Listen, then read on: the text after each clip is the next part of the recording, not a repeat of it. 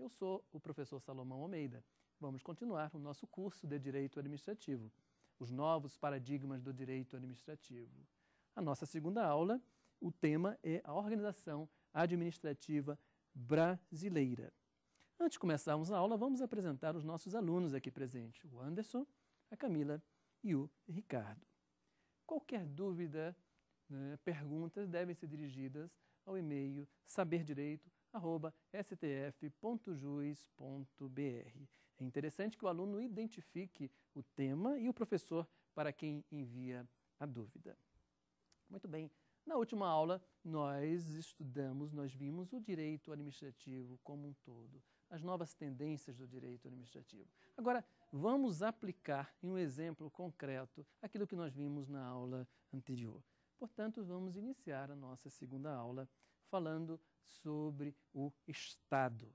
Não é? E como exemplo concreto desse Estado, nada mais óbvio do que falar sobre o Brasil, a República Federativa do Brasil. E para isso, nós vamos nos ater ao artigo 1º da Constituição. O artigo 1º da Constituição é importantíssimo. É importantíssimo porque ele já nos dá a República como forma de governo e a Federação como forma do Estado. Lembrando que o artigo 1º, ele lá diz que a República Federativa do Brasil, e esse é o nosso nome, é o nome iuris do Brasil, não é República Brasileira, não é apenas República do Brasil, é República Federativa do Brasil. Então eu sempre digo nas minhas aulas, em uma única expressão, República Federativa do Brasil, nós já temos a informação a respeito da forma de governo, que é a República, e da forma de Estado, que é a Federação. Muito bem, diz lá o artigo 1º que esta república é formada pela união indissolúvel dos estados, dos municípios e do Distrito Federal. Interessante até falar sobre os municípios. Há quem diga que os municípios é uma criação genuinamente brasileira. Fica difícil para um cidadão norte-americano, até mesmo para um argentino, conceber o município como nós temos, com as câmaras dos vereadores, com o prefeito, não é? Vários assuntos que nós consideramos aqui como assuntos de interesse local, interesse municipal, eles não têm esta organização administrativa como a nossa, firmada, bem estruturada. Muito bem, mas eu sempre gosto de comparar aqui o artigo 1º com o artigo 18 da nossa Constituição. O artigo 18 trata exatamente da organização político-administrativa da República Federativa do Brasil. Uma coisa é falar sobre o Estado brasileiro. Outra coisa é falar como esse Estado brasileiro está organizado sob o ponto de vista político-administrativo. Então, o artigo 18, diferentemente do artigo 1º, no artigo 18 nós temos uma inclusão, meus caros alunos podem ver que no artigo 18 nós temos a presença da União, que não está presente no artigo 1º. No artigo 1º nós temos de forma bem clara as unidades da Federação Brasileira, os componentes da Federação Brasileira. A contrário senso, no artigo 18, nós temos a presença da União, ou seja, uma coisa é como o Estado brasileiro é, outra coisa é como ele está organizado, sob o ponto de vista político-administrativo. Isso nós vamos ver no artigo 18 e não no artigo 1º. A Federação Brasileira está muito bem exposta, os seus componentes, no artigo 1º. No artigo 18, nós temos como esta República Federativa do Brasil está organizada sob o ponto de vista político-administrativo. Muito bem, e lá no artigo 18 nós temos que a União, os estados, o Distrito Federal e os municípios são todos autônomos, Então, vejam, nós temos a presença da União que não estava contida no artigo 1º. Falar sobre o Estado é falar sobre uma rápida evolução histórica. Todos nós temos a necessidade de organizarmos. Então, nós temos aqui o surgimento das organizações humanas e sucessões. Ninguém é um Robson Crusoe da vida. Então, é natural a organização, é natural a organização humana e as suas sucessões, até porque isso é humano, a necessidade de um homem tem de interagir com o seu grupo social, consigo próprio e também com o seu grupo social. Então, até no dizer do professor Alexandre de Moraes, o Estado é fruto de uma lenta e gradual evolução organizacional do poder. Falar sobre o Estado é falar sobre o poder. É por isso que o estudo do poder é um dos componentes aqui da ciência política, então nós temos o lado da ciência política, vai tratar também sobre o poder. Mas o Estado é poderoso. Nós vamos imaginar, é difícil conceber o Estado porque eu não posso tocar no Estado. Veja, é um ente abstrato. Eu posso tocar no elemento humano do Estado, o servidor público. Mas é um Estado que me faz parar numa faixa de trânsito, é um Estado que me faz pagar os tributos, mas eu não posso tocar no Estado. Ele é um ente abstrato, mas é um ente poderosíssimo. Então, falar sobre o Estado é falar também sobre poder. Muito bem, falávamos que o Estado vários pensadores legitimaram a criação do Estado. O primeiro é Hobbes. Hobbes disse que o Estado nada mais é do que a legitimação do mais forte. Legitima-se o mais poderoso. E falar sobre o Estado é falar sobre o interesse público sobre o particular. E esse interesse público consubstancia a vontade estatal. Sim, o Estado, numa ordem aí de hierarquia, está agindo em superioridade em relação ao administrado. Rousseau e Kant falam sobre os pactos sociais. Falar sobre o pacto social é falar sobre esses laços jurídicos sociológicos. Eles evidenciam a criação do Estado porque nós quisemos que o Estado fosse criado. Nós temos um grande pacto social que privilegia a criação, que justifica a criação desse Estado. A contrário senso, Santo Agostinho diz que a criação do Estado é a vontade divina. Deus quis criar o Estado. Então fica muito fácil aí a atuação de um aspecto religioso que legitima a criação aí do Estado. Ou seja, o Estado foi criado por uma vontade divina.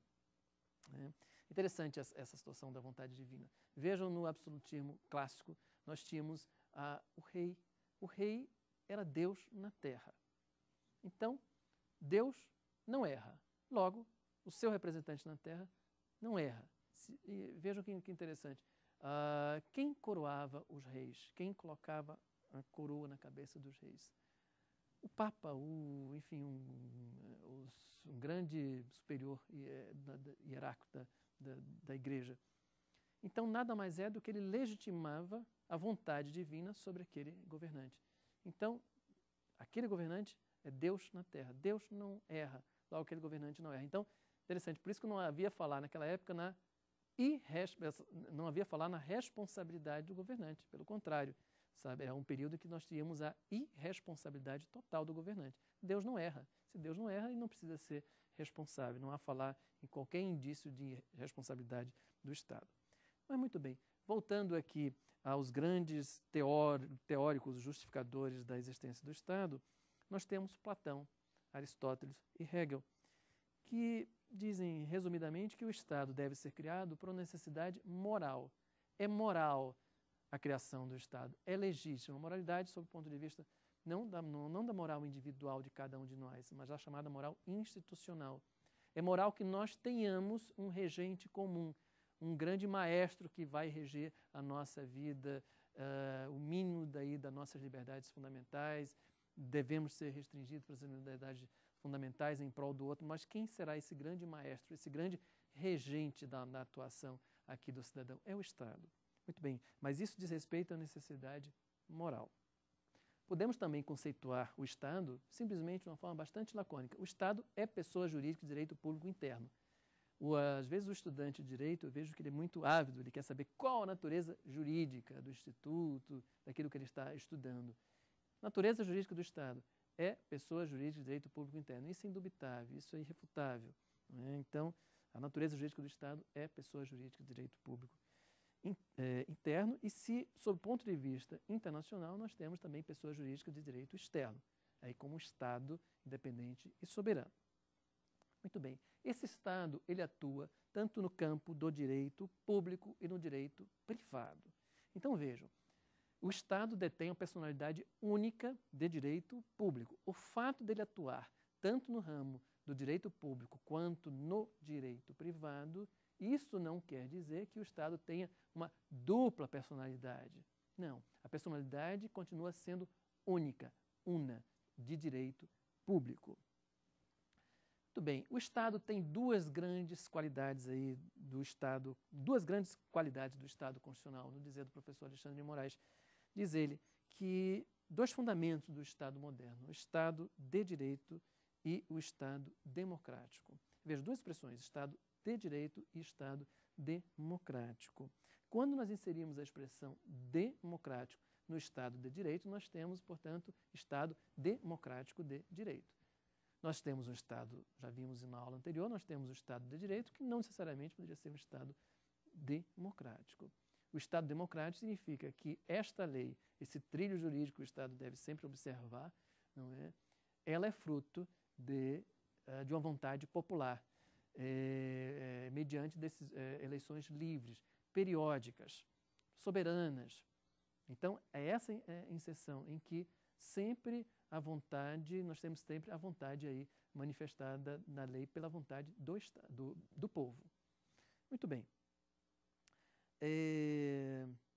Falar também sobre o Estado de Direito é falar sobre a supremacia da legalidade. Aquelas expressões, the rule of law, do direito inglês, do état legal do direito francês, always on the law, né, do direito norte-americano, traduzindo, necessariamente não devemos traduzir literalmente, né, mas elas têm um significado jurídico. O Estado juridicamente organizado e obediente às suas próprias leis. Isso, sim, é falar sobre o Estado de Direito. O Estado juridicamente organizado e obediente às suas próprias leis. Agora, dizia eu, o Estado democrático de direito é tudo isso, só que ele é regido por normas democráticas, por eleições livres, periódicas e pelo povo. E, além disso, o Estado democrático de direito, o conceito mais moderno de Estado democrático de direito, significa também o respeito das autoridades públicas aos direitos e garantias fundamentais.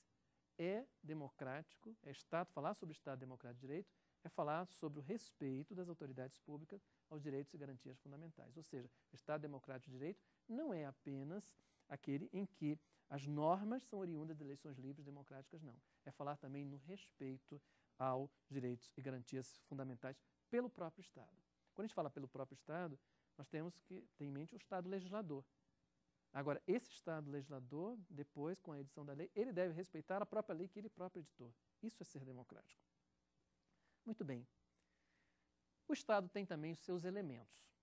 Quais seriam os elementos originários ou indissociáveis do Estado? Até a visão do professor Eli Lopes Meireles, nosso clássico do direito administrativo, né? Nós temos os três famosos elementos. O povo como elemento humano, o território como aquela base física, espacial, e o governo. O governo, dizia eu há pouco, é o elemento condutor, é o grande maestro, é esse que conduz e detém o poder absoluto de autodeterminação e auto-organização. Do poder. Só que esse poder, no Estado Democrático de Direito, ele é emanado do povo. Não é? Interessante as expressões soberania. Soberania provém de soberano. Soberano era o rei, era a única pessoa que detinha o poder exclusivo. Hoje não, a soberania, veja, transpassa no sentido do Estado soberano. Não é? É o Estado livre, é o Estado respeitando as normas de direito internacional, mas ele consegue se manter no plano internacional com independência e com soberania. Muito bem, falemos agora a respeito dos poderes do Estado. E aí nós não podemos deixar de falar da teoria de Montesquieu, do espírito das leis, né? A famosa obra clássica do Montesquieu, do espírito das leis. Montesquieu, na verdade, ele nunca se utilizou da expressão divisão de poderes. Nós temos aquela expressão função tripartite dos poderes, mas dizem que foi uma má tradução da língua francesa até para a língua portuguesa.